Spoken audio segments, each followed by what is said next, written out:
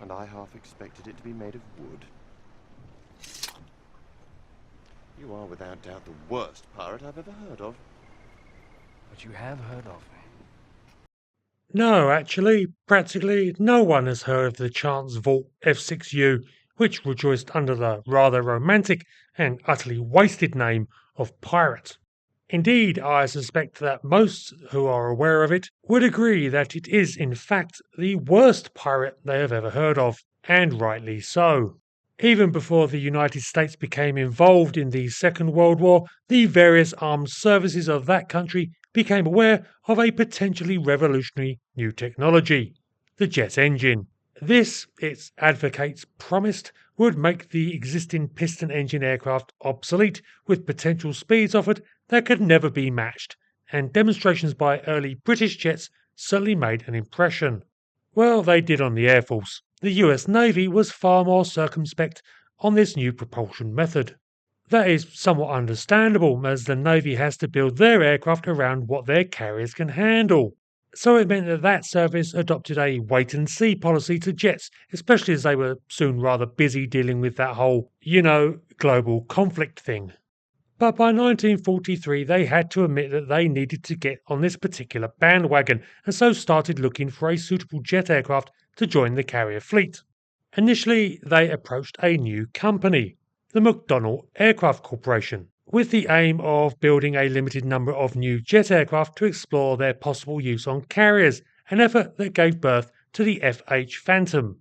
This first foray into jets seems to have wet the Navy's whistle, and in September 1944 they issued a proposal request for a new single-seat fighter that was to be powered by the Westinghouse J-34 turbojet. According to Mark Laurel and Hugh Laveau, the Navy also made the decision that the new development should be headed up by corporations not traditionally associated with that service's procurement. This, they believed, served the purpose of encouraging fresh ideas for using the new technology, plus wouldn't put extra pressure on their primary aircraft supplier, Grumman, who were rather busy understandably.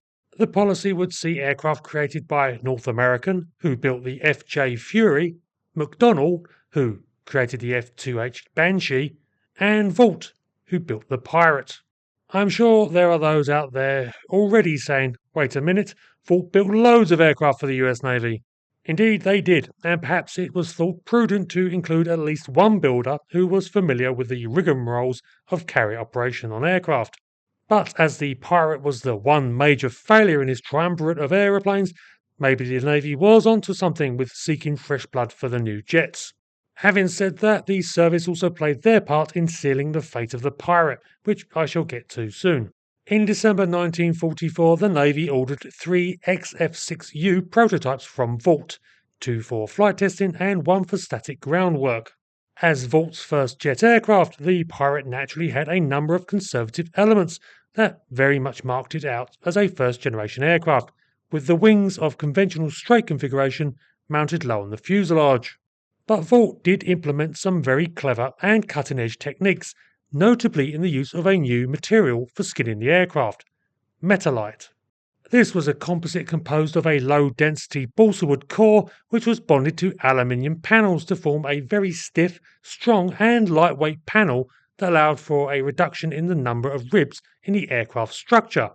In addition, the F6U had a tricycle undercarriage, another first for a Vought design, as well as a bulged canopy that allowed the pilot to see down the sides of the fuselage. Armament was composed of 4 20mm cannon, and certainly on the face of it, there seemed a lot going for the Pirate. Unfortunately, the beginning of flight tests in October 1946 soon revealed that the aircraft was badly underpowered, with the specified J-34 engine being only able to produce 3,000 pounds of thrust.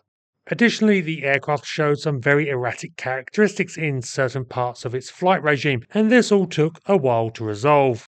The poor power of the J-34 meant that a major solution was required, and this led to the fitting of an improved model of the engine, which had an afterburner, the first ever fitted to a US Navy aircraft.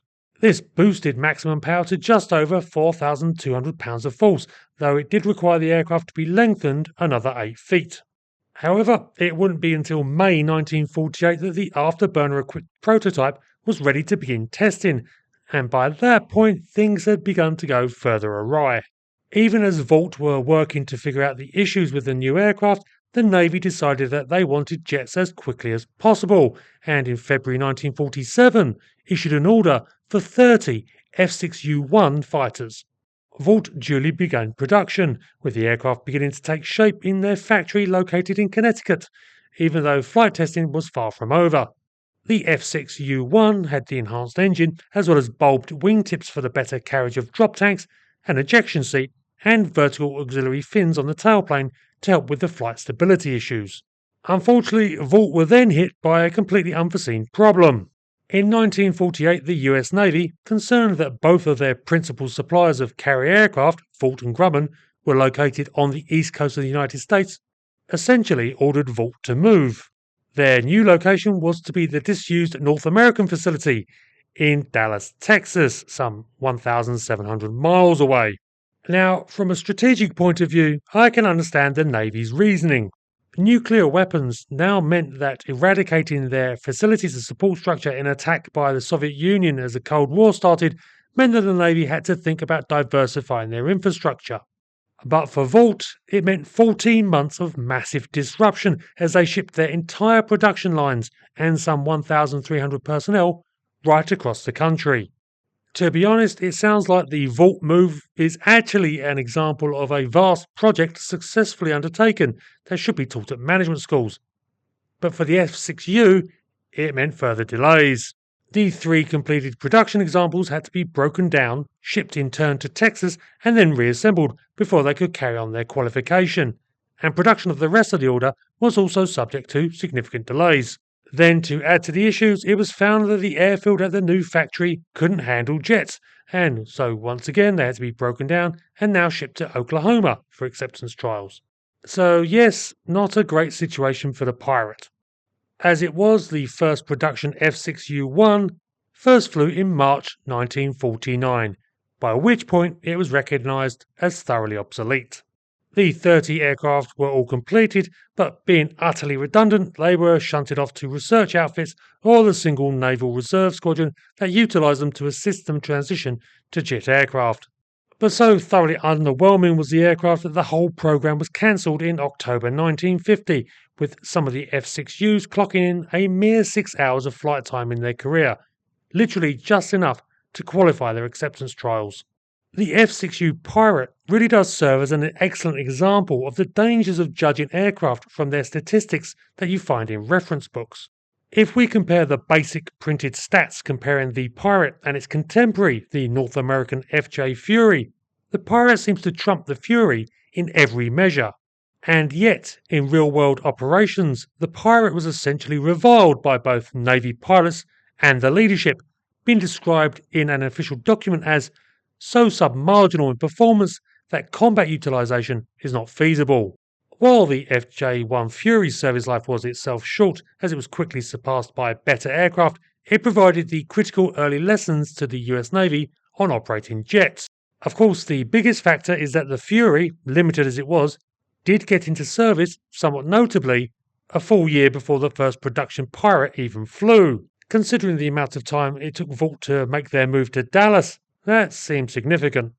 That window is what really did for the Pirate, because by the time it was available, far better aircraft were in service or else in advanced development. And considering the poor reputation it acquired in its exceptionally short service life, being granted the unflattering nickname of Groundhog by Navy pilots, perhaps it was for the best that the Pirate never got to serve in frontline squadrons.